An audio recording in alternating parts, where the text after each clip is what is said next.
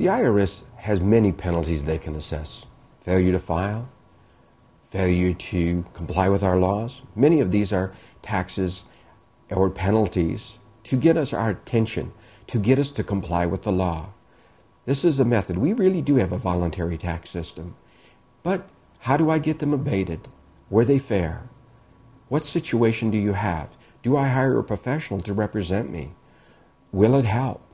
One of the things you want to do is realize you were getting hit with a penalty because of failure to do something that you were supposed to do according to the IRS.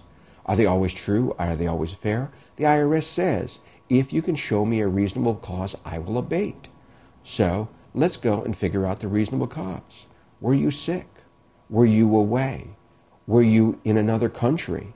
Was there someone that passed away in your family and that was a more pressing matter than what dealing with the IRS at this point was? Were you dealing with them and just, oops, missed the date by a day?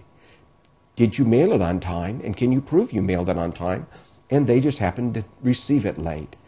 Make sure a diary of what you're doing. If you're paying with the IRS, as we've discussed, when you're on payment plan, again, a diary is a good thing to have.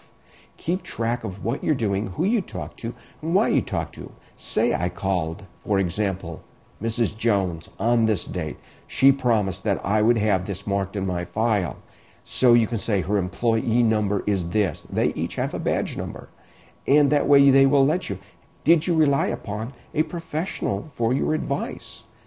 Remember, they can also be penalized for things. But to get a penalty abated, it is a process. If it's reasonable and you relied upon a professional or relied upon the advice of the IRS, you can get a tax abated.